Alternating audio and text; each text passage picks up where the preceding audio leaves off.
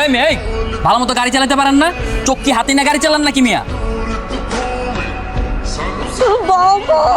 এই তোমার কোচিং এর ক্লাস। আমি তোমাকে কতবার করে নিষেধ করেছি এই ছেলেটার সঙ্গে মেলামেশা করবে না।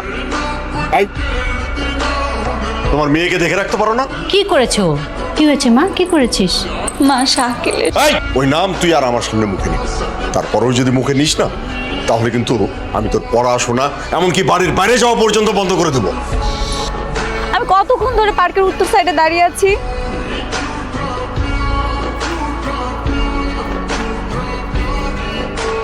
সরি, আমি আসলে তোমাকে খুঁজে পাচ্ছিলাম না। সমস্যা নেই।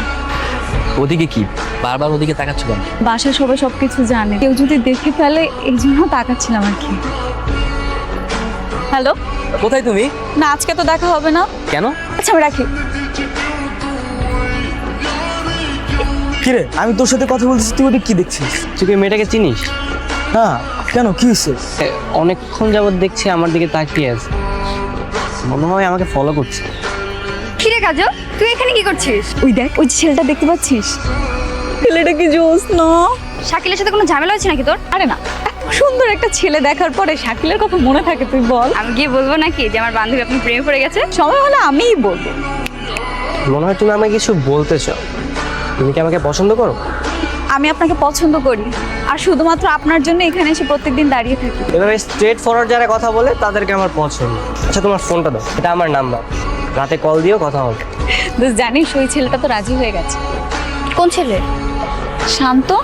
শাকিলের সাথে কি তোর ব্রেকআপ? এখনো ব্রেকআপ করিনি, তবে খুব তাড়াতাড়ি করে ফেলবো। আসলে সত্যি কথা কি, শাকিল তো আমাকে খুব ভালোবাসে, এই জন্য হুট করে বললেও কষ্ট পাবে না।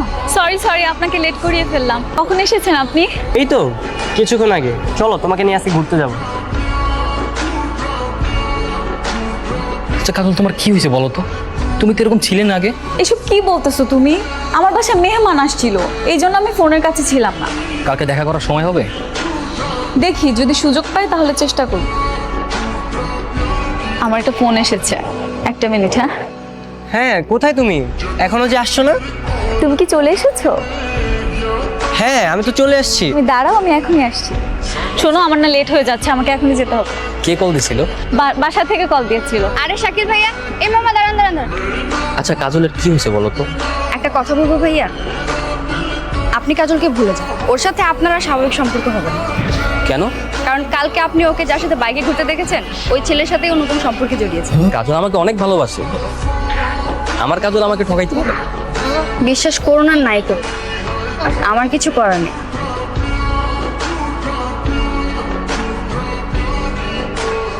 তোমার বাবা মা কি তোমাকে ভালো কোনো শিক্ষা দেয়নি? তুমি নির্লজ্জের মতো আমার মেয়ের পিছনে পড়ে আছো।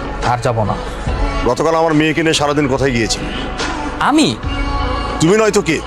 আমার মেয়ে কি আর কারোর সঙ্গে কথা বলে? সেটা তাকে জিজ্ঞেস করেন না। তার ব্যক্তিগত জীবন সম্পর্কে আমি কিভাবে জানবো? কাজল গতকাল কোথায় গিয়েছিল, কার সাথে গিয়েছিল, সেটা তাকেই জিজ্ঞেস করেন। তাকে আমি জিজ্ঞেস করেছি, ও বলেছে সকাল থেকে লেট নাইট পর্যন্ত নাকি তোমার সঙ্গেই ছিল। শাকিল, তোমাকে একটা কথা বলি, হুটহাট করে আমাকে এভাবে ডাকবা না। অলরেডি অনেক সন্দেহ হয়ে গেছে, আমাকে বাসা থেকে বের হতে নিষেধ করছে। বাবা যদি জানতে পারে কি হবে তুমি জানো? আজকের পর থেকে আর ডাকবো না, আজকেই আমাদের শেষ দিন। তোমার আর আমার সম্পর্ক ভবিষ্যতে খুব বেশি একটা এগোবে না, কারণ তুমি আর আমি সম্পূর্ণ দুজন আলাদা মানুষ। তার মানে কি তুমি আমার সাথে ব্রেকআপ করতে চাচ্ছ? মনে করো অনেকটা সেরকমই। কেন, নতুন কেউ এসেছে? নতুন কেউ তো ঠিকই আসছে, তবে সেটা কার জীবনে সেটা হচ্ছে আসল কথা। কি বলতে চাচ্ছ তুমি? তোমার বাবার সাথে আজকে দেখা হয়েছিল, সে আমাকে তোমার আর আমার সম্পর্কে অনেক কথা বলছে। ইভেন এও বলছে গতকাল তুমি নাকি লেট নাইট পর্যন্ত আমার সাথে ছিলা, অথচ আমিই জানি না। ও আসলে হয়েছে কি শাকিল, কালকে না আমি আমার বান্ধবীর বাসায়। ব্যাস, বান্ধবীর বাসায় ছিলা, ফিরতে লেট হয়েছে, ব্লা ব্লা হ্যান ত্যান, তাই তো? কাজল, আমি আজকের পর থেকে তোমাকে আর ডিস্টার্ব করবো না। তোমার আর আমার সম্পর্কের আজকেই শেষ দিন।